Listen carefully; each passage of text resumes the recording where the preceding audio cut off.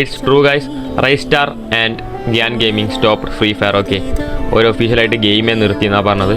Day by day ഹാക്കേഴ്സിൻ്റെ കൂടുതൽ, അതുപോലെ തന്നെ ആവശ്യമില്ലാത്ത ക്യാരക്ടേഴ്സ്, ഈവൻറ്റ്സ്, ഇങ്ങനെ ഓരോരോ സാധനം വെച്ച് വെറുപ്പിക്കൽ തുടങ്ങിയവന്മാർ.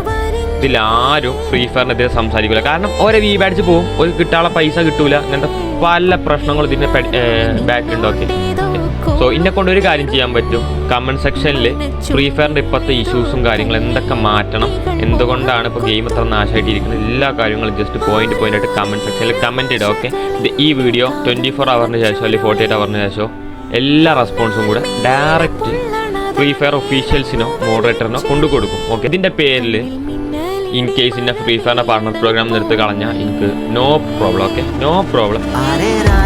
Hi guys, welcome back to our channel Insta Gamer. Hello guys, എല്ലാ കൂട്ടുകാർക്കും ഏജൻസ് ഗെയിംസ് എന്ന യൂട്യൂബ് ചാനലിൻ്റെ പുതിയ വീഡിയോയിലോട്ട്